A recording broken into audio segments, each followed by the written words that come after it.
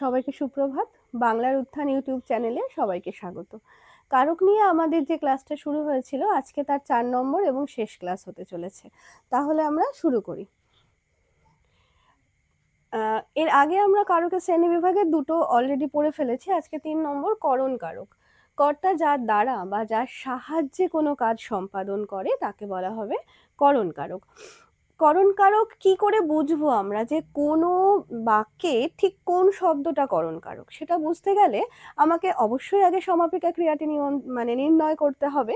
তারপরে কিসের দ্বারা বা কি দিয়ে সেই প্রশ্ন করলে আমরা যে উত্তরটি পাবো বাক্যের সেই শব্দটিই হবে করণ কারক। উদাহরণ, শিকারী বিড়াল গোফে চেনা যায়। তাহলে শিকারী বিড়ালকে কিসের দ্বারা চেনা যায়? উত্তর হচ্ছে গোফে চেনা যায়। এটি করণ কারক এবং কি ধরনের সেটা আমি পাশে ব্র্যাকেটে লিখে দিয়েছি, লক্ষণাত্মক। অর্থাৎ এই লক্ষণ দেখে, গোফ দেখে আমি বুঝতে পারবো যে এটি হলো শিকারী বিড়াল। পরবর্তী, জটায় চেনা যায় সাধু। সাধুকে আমি কিসের দ্বারা চিনব? জটায়, জটা দেখে তাকে আমি চিনতে পারবো। এটিও লক্ষণাত্মক করণের দৃষ্টান্ত। পরবর্তী, কি বাঁধনে বেঁধেছ আমায়। এক্ষেত্রে এই বাঁধন আর বেঁধেছ দুটি একই ধাতু থেকে উৎপন্ন হয়েছে বলে এখানে সমধাতুজ করণ। তাহলে কিসের দ্বারা আমায় বেঁধেছ? তাহলে উত্তর হবে বাঁধনের দ্বারা, অর্থাৎ বাঁধনে। তাহলে বাঁধনে এই শব্দটি হলো করণ কারক। পরবর্তী, তোমার সুখে আমি সুখী। এই ক্ষেত্রেও এই সুখে এবং সুখী এই দুটি একই ধাতু থেকে জাত, তাই এটি হলো সমধাতুজ করণ। পরবর্তী, আরো কিছু করণ কারকের দৃষ্টান্ত আমি দেওয়ার চেষ্টা করেছি শ্রেণী বিভাগ সহ। শ্রেণীটাকে আমি পাশে ব্র্যাকেটে লিখেছি, একটু খেয়াল করবেন। আনন্দে আমার চোখে জল এলো। তাহলে কিসের আনন্দে আমার চোখে জল এলো? কিসের দ্বারা আমার চোখে জল এলো? তাহলে আনন্দের দ্বারা। এটি হচ্ছে হেতুময় করণ। হ্যাঁ, 3 দিনে ঝগড়া মিটে গেল। তাহলে 3 দিনে, এটি হলো কালাত্মক করণ। 2 ঘন্টায় অপারেশন শেষ হলো, এটা সময় বোঝাচ্ছে। কাল অর্থাৎ সময় বা টাইম বোঝাচ্ছে, তাই 2 ঘন্টায় অপারেশন শেষ হলো, 2 ঘন্টাটা হবে কালাত্মক করণের দৃষ্টান্ত। চাষিরা কাস্তে দিয়ে ধান কাটে। এর আগে আমরা যে উদাহরণগুলো পড়েছি, আমি একটু আরেকটা আগের পেজে চলে যাই। এই গোফে, জটায়, বাঁধনে, সুখে, এখানে কিন্তু কোনো জায়গায় একদম নির্দিষ্ট করে এই দ্বারা বা দিয়ে বা দিয়া এইগুলো উল্লেখিত নেই। কিন্তু এবার আমরা দেখছি যে চাষিরা কাস্তে দিয়ে ধান কাটে, এটা হচ্ছে যন্ত্রাত্মক, যন্ত্র, কাস্তে দিয়ে, কি দিয়ে? কাস্তে দিয়ে। তাহলে কাস্তেটা হলো, কাস্তে দিয়ে এটা হলো করণ কারক এবং এটি কি ধরনের? যন্ত্রাত্মক। দড়ি দিয়ে চোরটির হাত পা বাঁধা আছে, এটিও কিন্তু যন্ত্রাত্মক করণ। রোগে রোগে তার শরীরটা জীর্ণ হয়েছে। আমরা কিন্তু এতক্ষণ কারক পড়তে গিয়ে এইটুকু জেনে গেছি, যখন পরপর দুবার একটা জিনিস পুনরাবৃত্তি হবে তখন সেটা অবশ্যই হবে বিপসা। তাহলে কিসের দ্বারা তার শরীরটি জীর্ণ হয়েছে? রোগে রোগে। আর রোগে রোগে যেহেতু পরপর দুবার এসেছে তাই এটি হবে বিপসা। পরবর্তী, তারায় তারায় ভরা। এটা নিশীত আকাশ হবে। নিশীত আকাশ, রাতের আকাশ তারায় তারায় ভরা। কিসের দ্বারা ভরা? তারায় তারায় ভরা। তাহলে এটাও দুবার এসেছে বলে এটিও হবে করণে বিপসা। করণ হয়ে গেল আমাদের। এবার 4 নম্বরে চলে যাই আমরা, নিমিত্ত কারক। নিমিত্ত মানে হচ্ছে জন্য, ফর। ইংলিশে যদি আমি বলি ফর। আচ্ছা, সংস্কৃতে আমি এখানে বলে দিই, সম্প্রদান বলে একটি কারকের উল্লেখ আছে যেটি কিন্তু বাংলা থেকে বাদ দেওয়া হয়েছে এবং নিমিত্ত কারক এটি বাংলায় রয়েছে। যখন কোনো ব্যক্তি, প্রাণী বা বস্তুর নিমিত্ত বা জন্য কোনো ক্রিয়া সম্পাদন হচ্ছে, কোনো কিছুর জন্য, উদ্দেশ্যে, তখন তাকে আমরা বলবো নিমিত্ত কারক। তাহলে কিভাবে আমরা বুঝবো যে একটি বাক্যে ঠিক কোন শব্দটি নিমিত্ত কারক হবে? সেই বাক্যের আবার আমি সমাপিকা ক্রিয়া নির্ণয় করব এবং তাকে আমি প্রশ্ন করব কিসের জন্য, কিসের নিমিত্ত বা কোন উদ্দেশ্যে, এবং এই প্রশ্নগুলোর মাধ্যমে যে উত্তরটি আমি পাবো সেই শব্দটিই হবে নিমিত্ত কারকের দৃষ্টান্ত। উদাহরণ, তীর্থের জন্য গঙ্গাসাগরে যাওয়া। তাহলে কিসের জন্য গঙ্গাসাগরে যাওয়া? তীর্থের জন্য, এই অংশটি হবে নিমিত্ত কারক। পরবর্তী উদাহরণ, কিছু বলবো বলে এসেছিলাম। তাহলে বলবো বলে, অর্থাৎ তুমি কিসের জন্য এসেছিলে? বলবো বলে এসেছিলাম। তাহলে এই অংশটি হবে নিমিত্ত কারক। আরো কয়েকটি উদাহরণ আমরা দেখে নেব। সুখের লাগিয়া এ ঘর বাঁধিনু, কিসের জন্য এ ঘর বেঁধেছিলে? সুখের লাগিয়া, এটি হলো নিমিত্ত কারক। মা পুজোয় বসেছে, এখানে কিন্তু জন্য, নিমিত্ত, উদ্দেশ্য কিছুই উল্লেখ নেই, কিন্তু আমাদের এটা বুঝে নিতে হবে। তাহলে মা বসেছে, মা কিসের জন্য বসেছে? তাহলে উত্তর হবে পুজোর জন্য। তাহলে পুজোয় এটি হলো নিমিত্ত কারক। বাবা এইমাত্র দিল্লি রওনা হলেন, তাহলে এখানেও কিন্তু নিমিত্ত উদ্দেশ্য কিছুই উল্লেখিত নেই, তবুও আমাদের বুঝে নিতে হবে। তাহলে হলেন এটি সমাপিকা ক্রিয়া, তাহলে প্রশ্ন হবে যে বাবা কিসের উদ্দেশ্যে রওনা হলেন? তাহলে উত্তর হবে দিল্লির উদ্দেশ্যে। তাহলে উত্তর যখন আমরা পেলাম দিল্লি, তাহলে অবশ্যই দিল্লিটি হবে নিমিত্ত কারক। দরিদ্রের নিমিত্ত কেহ ভাবে না, এখানে নিমিত্তটা সরাসরি যেহেতু উল্লেখ আছে সমস্যা নেই। দেবতারে সমর্পিনু, এখানেও কিন্তু নিমিত্ত, জন্য, উদ্দেশ্য কিছু উল্লেখিত নেই, কিন্তু বুঝে নিতে হবে কার উদ্দেশ্যে সমর্পিনু, সমর্পণ করা আর কি, যেমন আমরা ফুল দিই সেই রকম। দেবতার উদ্দেশ্যে সমর্পিনু, কার উদ্দেশ্যে সমর্পিনু? দেবতারে, তাহলে দেবতারে হলো নিমিত্ত কারক। সকলের তরে, সকলে আমরা, তরে হচ্ছে উদ্দেশ্যে, নিমিত্তে, এইগুলোরই আরেকটি প্রতিশব্দ আমরা বলতে পারি তরে। তাই সকলের তরে, সকলে আমরা, এই তরেটি হলো সকলের তরে, এটি হলো নিমিত্ত কারক। এখানে নিমিত্ত কারকগুলো সব ইয়েলো কালার দিয়ে দেখানো হয়েছে। অপাদান কারক, বাক্যের ক্রিয়া সম্পাদন যেখান থেকে হয়, হ্যাঁ, এই থেকে বিষয়টি এক্ষেত্রে অত্যন্ত ইম্পর্টেন্ট, তাকে অপাদান কারক বলা হয়। তাহলে এখানে আমরা কি কি ব্যবহার করব? হইতে, থেকে আর চেয়ে, এই ইত্যাদি দিয়ে প্রশ্ন করলে আমরা অপাদান কারক পাবো, মানে অর্থাৎ বাক্যে হইতে, থেকে, চেয়ে দিয়ে প্রশ্ন করলে যে উত্তরটি পাবো সেই শব্দটিই হবে কি? অপাদান কারক। যেমন মেঘে বৃষ্টি হয়, অর্থাৎ মেঘ থেকে বৃষ্টি হয়। প্রশ্ন কোথা থেকে বৃষ্টি হয়? আমরা বলবো মেঘ থেকে, অর্থাৎ মেঘে। তাহলে এখানে মেঘে হলো অপাদান কারক। বিপদে মোরে রক্ষা করো, আমাকে কি থেকে রক্ষা করবে? বিপদ থেকে। তাহলে এখানে সরাসরি হইতে, থেকে, চেয়ে, এই যে অনুসর্গগুলো, এগুলো উল্লেখিত না থাকলেও আমাদের কিন্তু বুঝে নিতে হবে। চোখ থেকে জল পড়ে, এখানে তো থেকে আছেই, সুতরাং এখানে বুঝতে কোনো সমস্যা হওয়ার কথা নয়। আরো কিছু উদাহরণ দেখব। খাট থেকে শিশুটি পড়ে গেল, বাবা এইমাত্র দিল্লি থেকে আসলেন, কাল থেকে পরীক্ষা শুরু হবে, 1914 খ্রিস্টাব্দ থেকে প্রথম বিশ্বযুদ্ধ শুরু হয়। এইগুলো বুঝতে কোনো অসুবিধা হওয়ারই কথা না, কারণ এখানে প্রত্যেক ক্ষেত্রে থেকে অনুসর্গটি যুক্ত হয়েছে, সুতরাং চোখ বন্ধ করে বলে দেওয়া যায় এগুলো হলো অপাদান কারক। স্টেশন থেকে আমার বাড়ি 5 মিনিটের পথ, সাগর থেকে কলকাতা 100 কিমির পথ, কিমির হবে এটা, 100 কিমির পথ, তিলেতে তেল হয়, এখানে কিন্তু সরাসরি হইতে, থেকে, চেয়ে উল্লেখিত নেই। তাহলে আমি প্রশ্ন করতে পারি কি থেকে তেল হয়? তিল থেকে। তিল এক ধরনের শস্য জাতীয়, যেখান থেকে তেল পাওয়া যায়। আচ্ছা, এগুলোকে অয়েল সিড বলা হয়। তো তিল থেকে তেল হয়, তিলেতে তেল হয়, তাহলে তিলেতে হলো অপাদান কারক। দুধে দই হয়, এক্ষেত্রেও তাই, দুধ থেকে দই হয়। প্রশ্ন হলো কি থেকে দই হয়? উত্তর দুধ থেকে, তাহলে দুধ হলো অপাদান কারক।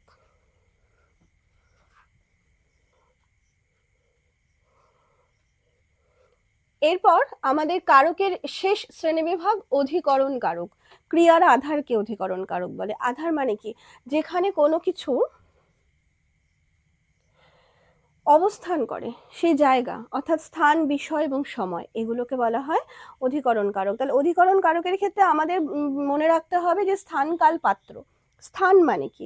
স্থান অর্থাৎ জায়গা বা প্লেস। কাল, কাল মানে কি? কাল অর্থাৎ সময় বা টাইম।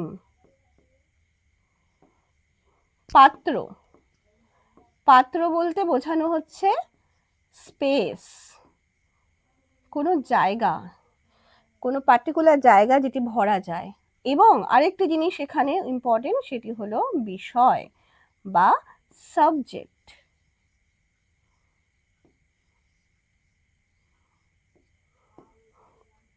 এই জিনিসগুলো থাকলেই আমরা বুঝে যাব সেটি হলো বাক্যের সেই পার্টিকুলার পদটি হলো বা কারকটি হলো অধিকরণ কারক। উদাহরণ, এখানে 3টে ভাগে ভাগ করা হয়েছে সাধারণত।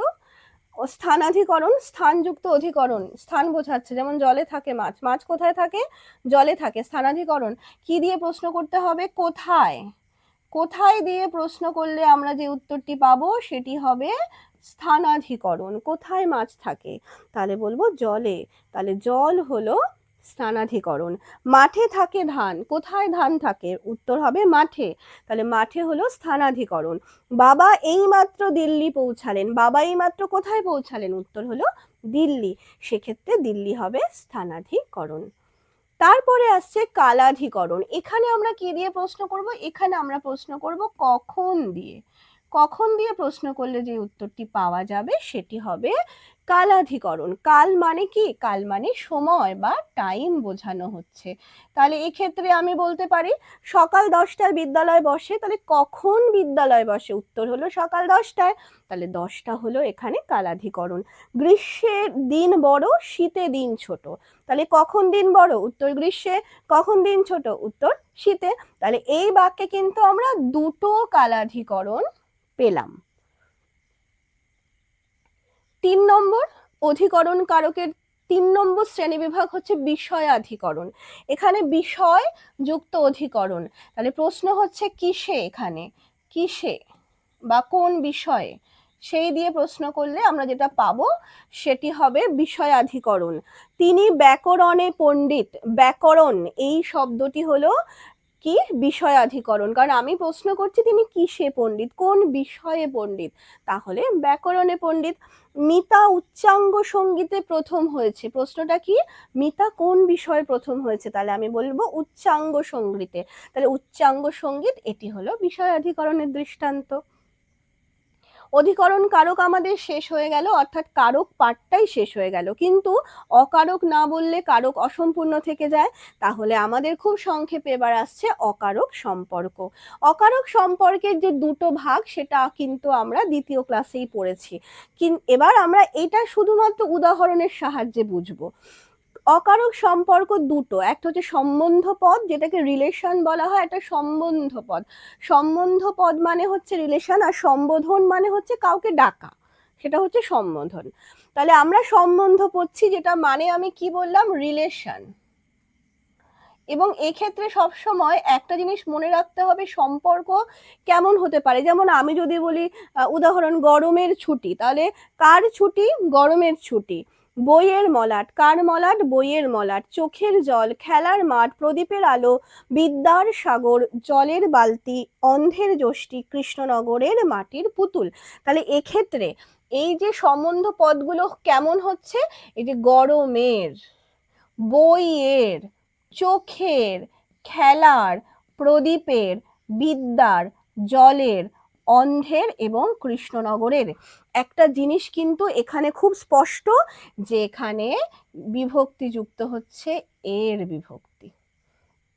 সব ক্ষেত্রে গরমের, বইয়ের, চোখের, খেলার, খেলার ক্ষেত্রে হয়েছে র বিভক্তি যুক্ত, প্রদীপের, বিদ্যার, বিদ্যার, তাছাড়া রয়েছে জলের, অন্ধের, কৃষ্ণনগরের, সব ক্ষেত্রে আমরা দেখছি এই র বা এর কিন্তু অবশ্যই এখানে থাকবে। আর এগুলো কেন অকারক? কারণ বাক্যের সমাপিকা ক্রিয়ার সঙ্গে এর কোনো সরাসরি যুক্ত নেই, এর কোনো সরাসরি সম্পর্ক নেই, কিন্তু বাক্যে এ বসছে অন্য কোনো কারকের সহযোগী হিসেবে, তাই আমরা এটাকে অকারক বলছি। এরপরে সম্বোধন পদ। সম্বোধন মানে ডাকা কাউকে, বাছা একটু সরে বসো।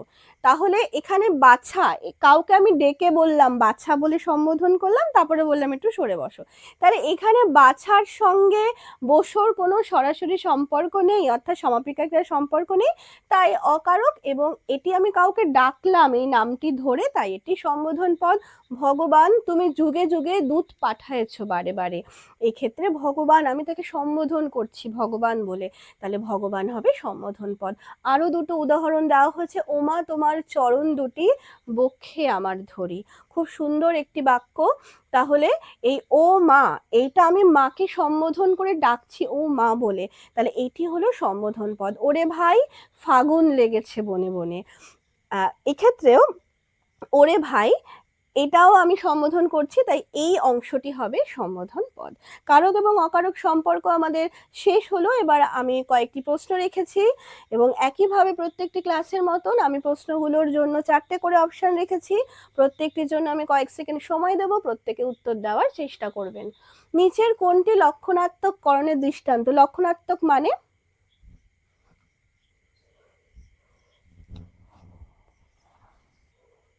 লক্ষণাত্মক মানে কোন লক্ষণের দ্বারা কাকে চেনা যায়, কার কি নিজস্ব বৈশিষ্ট্য আছে, দ্যাট ইজ লক্ষণ।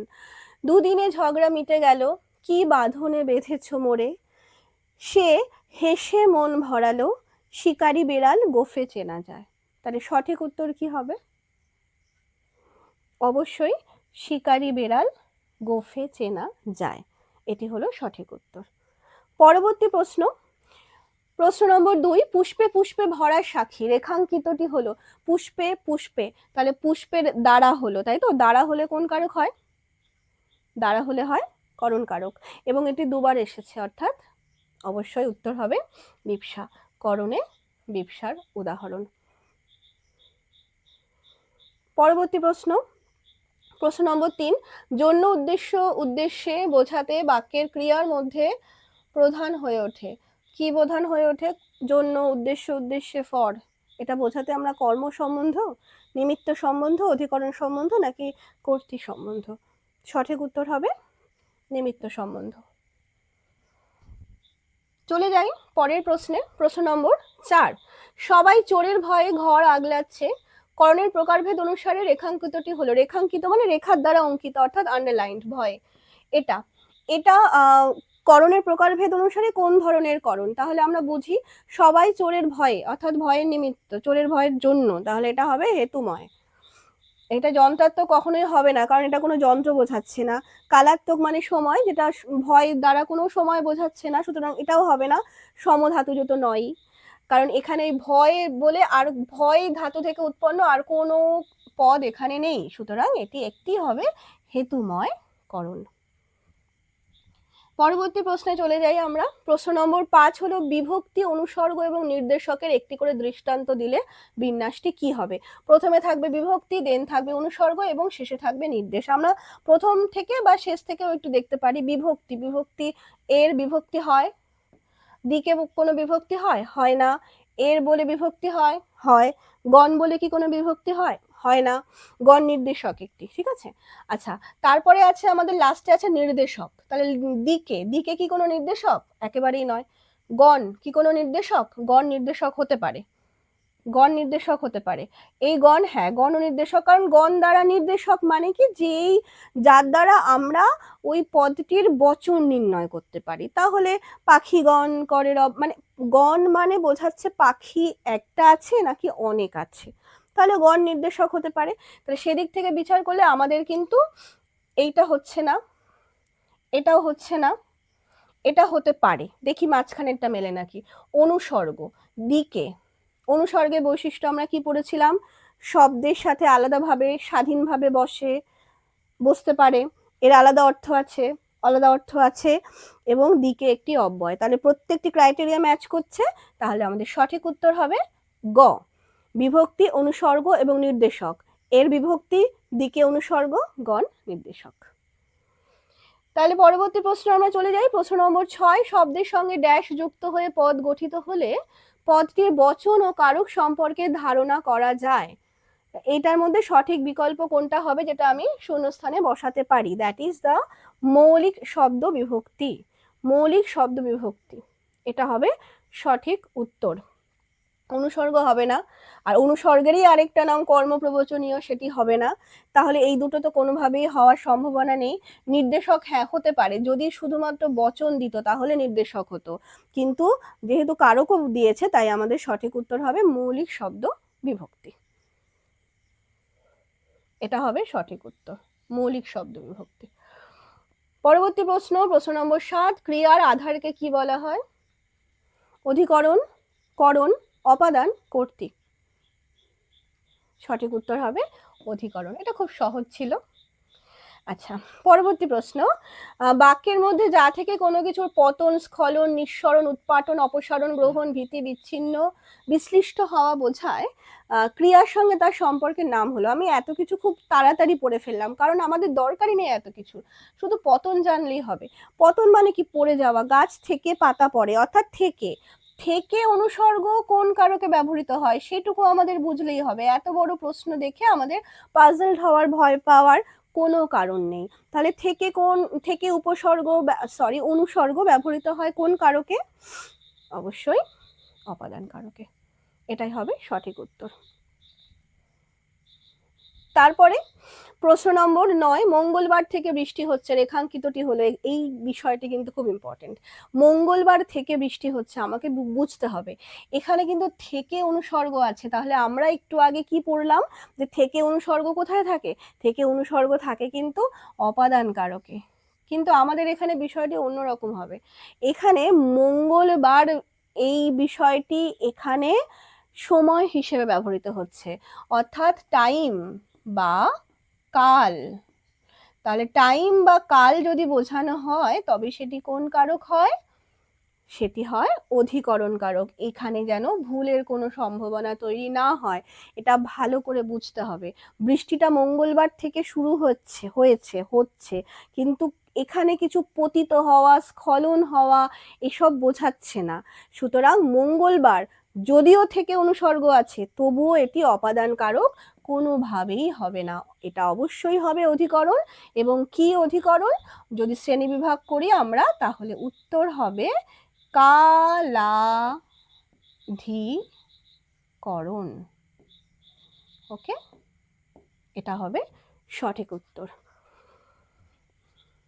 পরবর্তী প্রশ্নে চলে যায়। প্রশ্ন নম্বর 10, দিনের লাগি দান, রেখাঙ্কিতটি হলো। লাগি মানে উদ্দেশ্যে, কার জন্য দান করছি?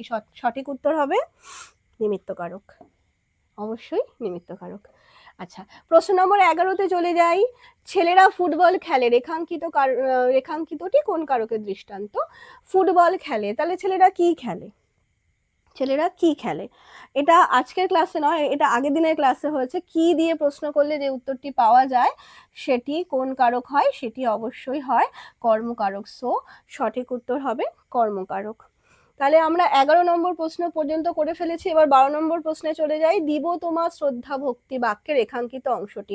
এখানে বুঝতে হবে বাক্যে কিন্তু সরাসরি কোনো রকম অনুসর্গ যুক্ত নেই, তাহলে এটা আমি কি দিয়ে প্রশ্ন করলে? তাহলে দিব তোমার শ্রদ্ধা ভক্তি, দিব, ঠিক আছে। তাহলে দিব হলো এখানে সমাপিকা ক্রিয়া। তাহলে তোমা উত্তর পেতে গেলে আমরা কি দিয়ে প্রশ্ন করব? আমরা প্রশ্ন করব যে কার উদ্দেশ্যে শ্রদ্ধা ভক্তি দেওয়া হবে। তাহলে শ্রদ্ধা ভক্তি কার উদ্দেশ্যে দেওয়া হচ্ছে? তোমার উদ্দেশ্যে। এটা হবে নিমিত্তকারক। উদ্দেশ্যে, জন্য এগুলো থাকলে নিমিত্তকারক হয়। আবার শূন্য বিভক্তি, বিভক্তিটা দিয়ে দিয়েছে এখানে, প্রত্যেকটাই শূন্য বিভক্তি লিখেছে, বিভক্তি আলাদা করে এখানে ইম্পর্টেন্ট দেওয়া হয়নি। 13 নম্বর প্রশ্ন, নিচের কোনটি অধিকরণ কারকের দৃষ্টান্ত? পুজোর ফুল দাও, কি দাও? কি দিয়ে প্রশ্ন করলে হয়? কর্মকারক। জানালা দিয়ে আলো আসে, এটাও তাই, কি আসে? কি দিয়ে প্রশ্ন করলে হয়? কর্মকারক। এখানে বাচ্চাদের জন্য ভালো মাঠ নেই, এর জন্য রয়েছে, তার মানে জন্য থাকলে কি হয়? নিমিত্তকারক। সমুদ্রের জলে নুন আছে, কোথায় নুন আছে? প্রশ্ন আমি কি দিয়ে করব? কোথায়। কোথায় দিয়ে প্রশ্ন করলে আমি কি পাচ্ছি? জলে নুন আছে। তাহলে জলেটি হলো অধিকরণ কারক। এবং এটি কি বোঝাচ্ছে? অধিকরণ কারকে স্পেস বোঝাচ্ছে, যেটা আমি স্থানকাল পাত্র বলেছিলাম না, এক্ষেত্রে এটা কিন্তু পাত্র বোঝাচ্ছে, ঠিক আছে। সুতরাং জল হলো অধিকরণ কারক। আচ্ছা, আমি যদি বলতাম সমুদ্রের, যদি এটা আন্ডারলাইন করা থাকতো, তাহলে সঠিক উত্তর কি হতো? সঠিক উত্তর হতো এটি হলো সম্বন্ধ পদ।